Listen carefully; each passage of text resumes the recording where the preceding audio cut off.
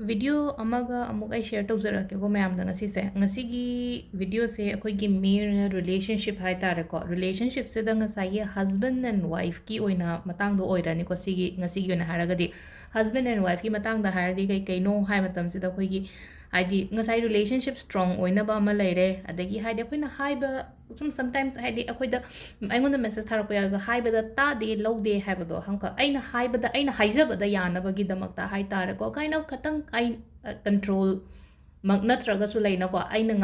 ngang ba wa se ta na ba aduga haidi ibaini gi relationship da yana bonding leina ba ko aduga ama leina ko haidi magi phata ba habit kumba leiraga di adum ba su thadok na ba gi damak ta haidi magi wife na to bi ba ya ba kaino nga tani ko pot nga tani ko ado sida tawgudab se numbers kumba switch word kumba khara yaura ani aduga kitchen da kaida aina sum tawba ya phata ba amta na te ko sida haidi ai phajage haina tawba thabak oidoni ko sise haidi mingonda ke leina ko si tawsalaga si isalaga si thamjalaga haidi adumba kemta leite ko aigi yum aigi life phajage haibagi keno da tawbone ba sigi sembagi video sigi purpose ti ko ado quite first ta ko hai sida haigada ba haraga di ko ishada hana khanbiyo ko haidi aigonda kari ashoiba yauge haibado ko aigonda kari ashoiba yauge ai yam sagon bra natraga isho langba mi su leina ko haidi langba har kading sagi manung da frustrate oira agadi haidi mado sauba su dum tawre na ko nim nahangai sawam draga haidi frustration do na hela agadi masa mathanda isho ga lang ko da haidi hana langam draga so jigan lang ko adumba du maina haidi ko aina feel tawraga di isha hana change tawse ba quite first point ni ko aina haise isa hana change tawba isa hana change tawraga di ngasai aise sai phawdi semdo oge haidi mi sigi accordingly hai tare ko ngasai gi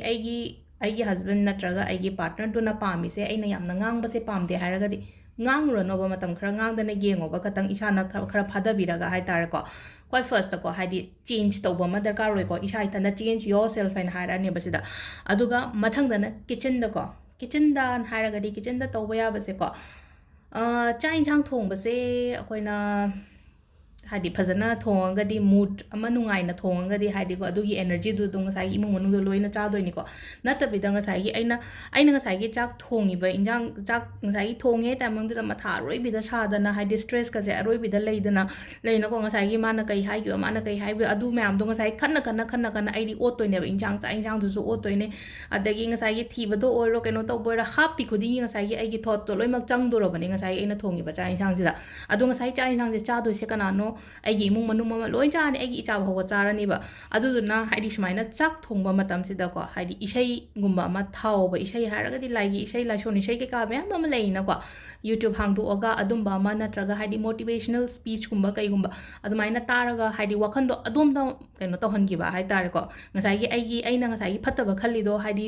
ꯐꯠꯇꯕ ꯈꯟꯕꯗꯣ ꯑꯗꯨꯝ ꯏꯟꯒ꯭ꯔꯤꯗꯤꯌꯦꯟꯠꯀꯤ ꯇꯥꯏꯞꯇ ꯑꯗꯨꯝ ꯍꯥꯞꯄꯗꯕꯅꯦꯕ ꯊꯨꯝ ꯃꯣꯔꯣꯛ ꯊꯥꯛꯄꯗꯧꯅ ꯉꯁꯥꯏꯒꯤ ꯏꯟꯖꯥꯡꯗꯨꯗ ꯑꯗꯨꯗꯨꯅ ꯁꯤꯁꯤꯃ ꯂꯩꯔꯦꯀꯣ ꯑꯗꯣ ꯁꯤꯅ ꯁꯤ ꯑꯣꯏꯔꯦ ꯑꯗꯨꯒ ꯀꯩꯅꯣꯃ ꯇꯧꯕꯅ ꯍꯥꯏꯗꯤ ꯏꯟꯖꯥꯡꯗ ꯆꯤꯅꯤ ꯈꯇꯪ ꯍꯥꯞꯄꯣꯕ ꯈꯪꯕ꯭ꯔꯥ ꯑꯩꯅ ꯊꯣꯡꯉꯤꯕ ꯏꯟꯖꯥꯡꯗꯨꯗ ꯆꯤꯅꯤ ꯈꯇꯪ ꯍꯥꯞꯄꯦꯀꯣ ꯏꯟꯖꯥꯡꯁꯦ ꯍꯋꯥꯏ ꯑꯣꯏꯒꯦꯔꯥ ꯏꯔꯣꯝꯕ ꯑꯣꯏꯒꯦꯔꯥ ꯃꯔꯨ ꯑꯃ ꯊꯥꯛꯑꯣꯕ ꯆꯤꯅꯤꯁꯦꯀꯣ ꯆꯤꯅꯤꯁꯦ ꯃꯔꯨ ꯑꯃ ꯊꯥꯛꯑꯅꯤ ꯑꯗꯨꯒ ꯑꯩꯈꯣꯏꯅ ꯀꯩꯅꯣ ꯑꯣꯠꯄ ꯃꯇꯝꯁꯤꯗ ꯏꯟꯖꯥꯡ ꯑꯣꯠꯄ ꯃꯇꯝꯗ ꯁꯨꯃꯥꯏꯅ ꯑꯣꯠꯇ꯭ꯔꯥ ꯍꯥꯏꯗꯤ ꯈꯥꯕꯩꯁꯦ ꯁꯨꯃꯥꯏꯅ ꯇꯧꯔ ꯑꯣꯠꯂꯤꯅꯀꯣ ꯍꯥꯏꯗꯤ ꯆꯤꯅꯤꯁꯦ ꯍꯥꯞꯄ ꯃꯇꯨꯡꯗ ꯍꯥꯏꯗꯤ ꯁꯨꯃꯥꯏꯅ ꯑꯦꯟꯇꯤ ꯀ꯭ꯂꯣꯛꯋꯥꯏꯁꯇ ꯑꯣꯠꯄꯤꯔꯛꯄ ꯍꯥꯏ ꯇꯥꯔꯦꯀꯣ ꯅꯍꯥꯟꯒꯩ ꯁꯨꯝ ꯅꯨꯡꯉꯥꯏꯇꯗꯅ ꯂꯩꯔꯦ ꯁꯣꯝ ꯁꯤ ꯐꯦꯁꯁꯦ ꯑꯗꯨꯝ ꯆꯠꯂꯤꯅꯦꯕ ꯑꯗꯨꯝ ꯂꯥꯏꯐꯁꯦ ꯀꯩꯝꯇ ꯆꯦꯟꯖ ꯇꯧꯗꯔꯦ ꯀꯩꯝ ꯑꯗꯨꯝ ꯍꯥꯏꯗꯤ ꯅꯣꯡꯃꯒꯤ ꯁꯨꯝ ꯑꯩ ꯊꯋꯥꯏ ꯅꯨꯡꯉꯥꯏꯇꯕ ꯍꯦꯟꯖꯜꯂꯦ ꯈꯣꯠꯆꯜꯂꯦꯀꯣ ꯑꯗꯨꯝ ꯅꯣꯔꯃꯦꯜ ꯆꯠꯂꯤꯅꯀꯣ ꯑꯗꯣ ꯀꯃꯥꯏꯅ ꯇꯧꯒꯦꯗ ꯆꯤꯅꯤ ꯍꯥꯞꯆꯜꯂꯁꯦꯕ ꯆꯤꯅꯤ ꯃꯔꯨ ꯑꯃ ꯍꯥꯞꯄꯁꯦ ꯑꯗꯨꯒ ꯑꯦꯟꯇꯤ ꯀ꯭ꯂꯣꯛꯋꯥꯏꯁꯇ ꯍꯥꯏꯗꯤ ꯁꯦꯝꯗꯣꯛꯆꯒꯦꯕ ꯏꯁꯥ ꯏꯊꯟꯇ ꯁꯦꯝꯗꯣꯛꯁꯦꯕ ꯋꯥꯈꯟꯁꯤꯗꯁꯨꯀꯣ ꯍꯥꯏꯗꯤ ꯁꯤ ꯍꯥꯞꯄꯕꯅꯤꯅ ꯉꯁꯥꯏꯒꯤ ꯊꯥꯛꯄ ꯃꯇꯝꯗꯣ ꯆꯤꯅꯤꯗꯣ ꯊꯥꯗ ꯃꯇꯝꯗꯣ ꯑꯣꯠꯄ ꯃꯇꯝꯗꯨꯗꯁꯨ ꯑꯩ ꯋꯥꯈꯟꯗꯨꯗ ꯈꯜꯂꯅꯤꯅꯀꯣ ꯑꯦꯚ꯭ꯔꯤꯊꯤꯡ ꯍꯥꯏꯗꯤ ꯂꯣꯏꯅ ꯐꯔꯅꯤꯀꯣ everything will be fine all right ꯍꯥꯏꯕꯒꯤ ꯅꯠꯇ꯭ꯔꯒ ꯍꯥꯏꯗꯤ ꯑꯩꯈꯣꯏ ꯏꯃꯨꯡꯗ ꯇꯧꯔꯤꯕ ꯈꯣꯠꯂꯤꯕ ꯃꯌꯥꯝꯁꯦ ꯂꯣꯏꯅ ꯍꯥꯟꯅ ꯁꯤ ꯇꯧꯕꯗꯒꯤ ꯑꯩ ꯐꯔꯅꯤꯀꯣ ꯍꯥꯏꯕꯒꯤ ꯏꯁꯥꯗ ꯀꯩꯅꯣꯝꯃ ꯂꯩꯔꯦꯀꯣ ꯁꯤꯁꯤꯅ ꯍꯧꯖꯤꯛ ꯑꯍꯥꯟꯕꯗ ꯀꯤꯆꯟꯗ ꯇꯧꯒꯗꯕ ꯑꯗꯨꯒ ꯏꯁꯥꯗ ꯆꯦꯟꯖ ꯇꯧꯒꯗꯕ ꯈꯣꯠꯀꯗꯕ ꯈꯔ ꯂꯩꯔꯦꯀꯣ ꯑꯗꯨꯒ ꯑꯃꯅ ꯅꯝꯕꯔ ꯅꯝꯕꯔꯁ ꯍꯥꯏꯔꯒꯗꯤ ꯀꯩꯅꯣ ꯍꯥꯏ ꯀꯥꯟꯁꯦ ꯀꯔꯝꯕ ꯅꯝꯕꯔꯁ ꯌꯨꯁ ꯇꯧꯕ ꯌꯥꯒꯦ ꯃꯔꯤ ꯍꯥꯏ ꯇꯥꯔꯦꯀꯣ ꯔꯤꯂꯦꯁꯟꯁꯤꯞꯁꯦ ꯌꯥꯝ ꯁ꯭ꯇ꯭ꯔꯣꯡ ꯑꯣꯏꯍꯟꯒꯦ ꯍꯥꯏꯔꯒꯗꯤ ꯈ꯭ꯋꯥꯏ ꯐꯥꯔꯁꯇ ꯅꯝꯕꯔ 3 ꯍꯥꯏ ꯇꯥꯔꯦꯀꯣ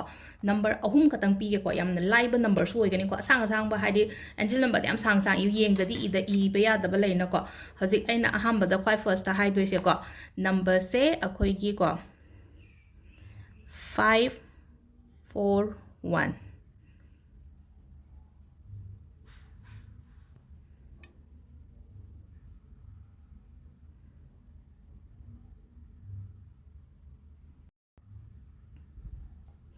ꯑꯗꯣ ꯁꯤꯒꯤ ꯎꯕꯨꯗꯤ ꯎꯕꯤꯔꯝꯃꯅꯤꯀꯣ ꯁꯤꯗ ꯑꯩ ꯑꯣꯔꯦꯟꯖ ꯀꯂꯔꯅ ꯏꯕꯒꯤ ꯀꯩꯅꯣ ꯇꯧꯗ꯭ꯔꯦ ꯔꯦꯗꯅ ꯏꯕꯤꯌꯨꯀꯣ ꯈ꯭ꯋꯥꯏ first 5 4 and 1 ko 5 4 1 se aina kamaina igadage hai kansida aigi left hand gumbada ibiba hai tare ko red color gi laura se adugo sida ibira se ba haidi side natraga so haidi urodo mafam da ise ba 5 4 1 se ko intention amaga hai tare ko intention amaga ha gadi kamaina no hai kansida aiga aigi husband or aigi partner ka relationship yam phare hai bagi ishada thajaba ma haidi koktu da khanbiyo ba ado 5 ado partner ani mak iragadi yam phai ko हाइदी मासु यारगदी नंगने इयो का हाय मतमदुदा हाइदी मासु यारगदी केसु कायदे phaco अदो ngसाइगी इयु यादबा इयु यादबा नत्रगा हाइदी अखोइना हाइरुबदा हाइदी मादो केसु तौरोदबा ओइरगदी कमाइना तौबे हाइदी 541 से को कमाइना केनो तौबे यागदगे को सपोज मोन हाइरसिने को मोन से सिसे अखोइगी मोन नेना खलसेबा हाइदी अखोइगी आइगी पार्टनर दना खांगदबा मोनदो मोनगी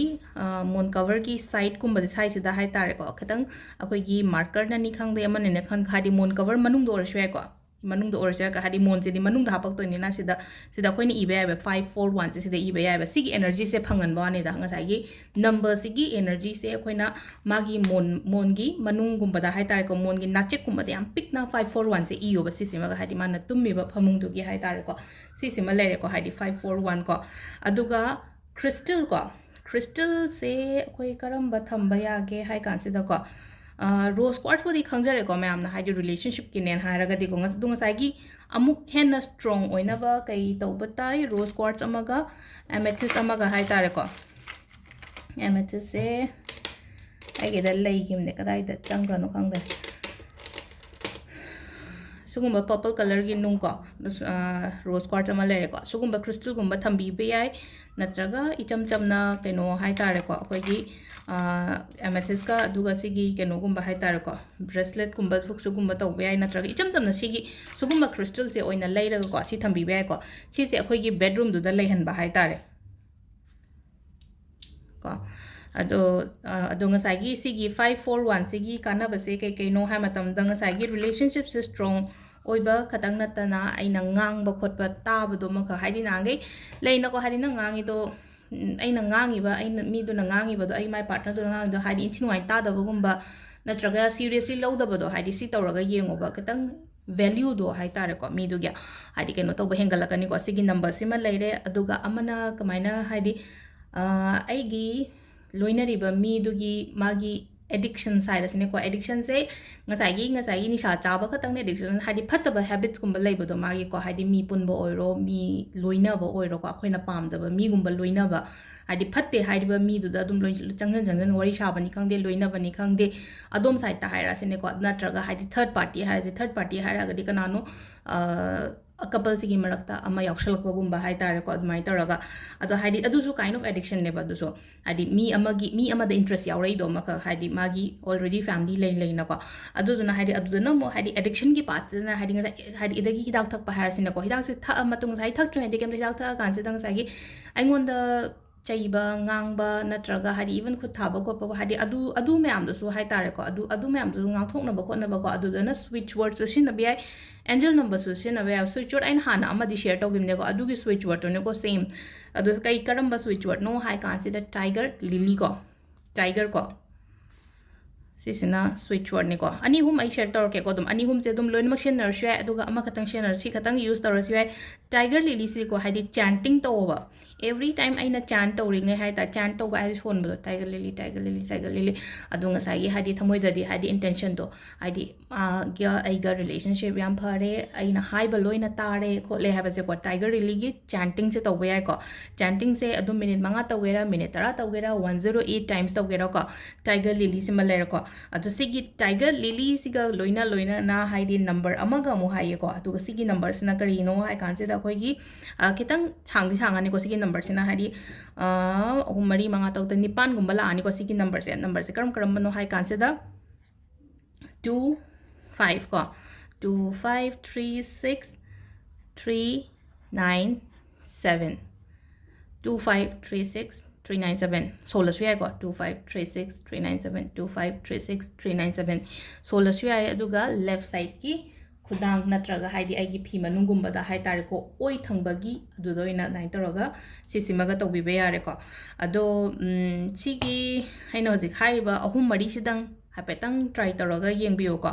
ꯍꯥꯏꯗꯤ ꯁꯤ ꯑꯩ ꯈ꯭ꯋꯥꯏ ꯐꯥꯔꯁꯇꯗꯤ ꯀꯩꯅꯣ ꯉꯁꯥꯏ ꯍꯥꯏꯕꯗ ꯏꯁꯥ ꯆꯦꯟꯖ ꯇꯧꯕ ꯍꯥꯏꯕꯗꯣ ꯍꯥꯏꯅ ꯏꯁꯥ ꯆꯦꯟꯖ ꯇꯧꯕ ꯀꯤꯆꯟꯗꯒꯤ ꯍꯧꯔꯛꯑꯗꯕꯅꯤꯀꯣ ꯄꯣꯠ ꯃꯌꯥꯝꯁꯦ ꯉꯁꯥꯏꯒꯤ ꯆꯥꯛ ꯊꯣꯡꯕ ꯊꯥꯛꯄ ꯑꯗꯨꯝꯕ ꯃꯌꯥꯝꯗꯨꯗꯒꯤ ꯑꯗꯨꯗꯒꯤ ꯀꯥꯏ ꯌꯧꯔꯛꯑꯦ ꯍꯥꯏꯗꯤ ꯃꯣꯟꯗ ꯀꯩꯗ ꯂꯩꯔꯦꯀꯣ ꯑꯩꯅ 541ꯒꯨꯝꯕ ꯀꯩꯅꯣ ꯇꯧꯔꯣ ꯈꯣꯠꯂꯣ ꯍꯥꯏꯕꯁꯦ ꯑꯗꯣ ꯈꯔ ꯑꯃꯅ ꯍꯥꯏꯗꯤ ꯆꯥꯟꯇꯤꯡ ꯈꯔ ꯑꯃ ꯇꯧꯔꯅꯤ ꯏꯕ ꯌꯥꯕ ꯈꯔ ꯏꯔꯅꯤꯀꯣ ꯁꯤꯉꯩꯁꯦ ꯑꯃꯨꯛꯇꯪ ꯄ꯭ꯔꯦꯛꯇꯤꯁ ꯇꯧꯔꯒ ꯌꯦꯡꯕꯤꯌꯣ ꯍꯥꯏꯗꯤꯀꯣ ꯁꯣꯏꯗꯅ ꯍꯥꯏꯗꯤ ꯔꯤꯖꯜꯠ ꯈꯛꯇꯗ ꯑꯣꯏꯔꯁꯨ ꯄꯣꯖꯤꯇꯤቭ ꯂꯥꯛꯀꯅꯤ ꯍꯥꯏꯗꯤ ꯏꯁꯥꯗ ꯏꯟꯇꯦꯟꯁꯟ ꯑꯃ ꯊꯥꯖꯕ ꯑꯃꯒ ꯂꯣꯏꯅꯅ ꯍꯥꯏꯇꯥꯔꯦꯀꯣ ꯍꯥꯏꯗꯤ ꯊꯥꯖꯗ꯭ꯔꯒꯗꯤ ꯑꯩꯅ ꯍꯥꯏꯅ ꯀꯩꯅꯣꯃ ꯃꯦꯅꯤꯐꯦꯁꯇꯦꯁꯟ ꯇꯧꯕꯗꯣ ꯑꯣꯏꯔꯣ ꯑꯦꯅꯤ ꯀꯥꯏꯟ ꯑꯣꯐ ꯔꯤꯆꯨꯋꯦꯜ ꯇꯧꯕꯗꯣ ꯑꯣꯏꯔꯣ ꯍꯥꯏꯗꯤ ꯏꯁꯥꯗ ꯑꯩꯅ ꯊꯥꯖꯕ ꯍꯥꯏꯔꯒꯗꯤ ꯑꯩꯒꯤ ꯕꯣꯗꯤꯒꯤ ꯚꯥꯏꯕ꯭ꯔꯦꯁꯟꯁꯦ ꯌꯥꯝꯅ ꯍꯥꯏ ꯑꯣꯏꯔꯒꯗꯤ ꯍꯥꯏꯇꯥꯔꯦꯀꯣ ꯅꯠꯇꯕꯤꯗ ꯍꯥꯏꯗꯤ ꯉꯁꯥꯏꯒꯤ ꯐꯠꯇꯕ ꯅꯦꯒꯦꯇꯤቭ ꯃꯌꯥꯝ ꯍꯧꯖꯤꯛꯁꯦ ꯍꯥꯏꯇꯥꯔꯦꯀꯣ ꯁꯨꯃꯥꯏꯅ ꯇꯧꯔꯛꯇꯣꯏꯁꯦ ꯍꯥꯏꯗꯤ ꯀꯩꯅꯣ ꯇꯧꯔꯒ ꯋꯥꯈꯟꯗ ꯅꯨꯡꯉꯥꯏꯇꯕ ꯈꯔꯗꯤ ꯂꯩꯔꯝꯗꯣꯏꯅꯦꯕ ꯍꯥꯏꯗꯤ ꯁꯤꯒꯨꯝꯕꯒꯤ ꯚꯤꯗꯤꯑꯣꯁ ꯌꯦꯡꯉꯛꯄ ꯈꯣꯠꯂꯛꯄꯗ ꯔꯤꯂꯦꯁꯟship ꯐꯕ ꯅꯠꯇ꯭ꯔꯒ ꯑꯩꯒ ꯍꯁꯕꯦꯟꯒ ꯔꯤꯂꯦꯁꯟship ꯌꯥꯝ ꯐꯍꯟꯒꯦ ꯈꯣꯠꯍꯟꯒꯦ ꯍꯥꯏꯔꯒꯗꯤ ꯑꯗꯨꯀꯥꯟꯗ ꯉꯁꯥꯏꯒꯤ ꯅꯦꯒꯦꯇꯤꯚꯤꯇꯤ ꯃꯌꯥꯝ ꯑꯃꯗꯤ ꯂꯩꯔꯝꯗꯣꯏꯅꯦ ꯂꯥꯏꯐꯇ ꯑꯗꯣ ꯉꯥꯛꯇꯪ ꯀꯃꯥꯏꯅ ꯇꯧꯒꯦꯗ ꯐꯖꯅ ꯏꯔꯨꯖ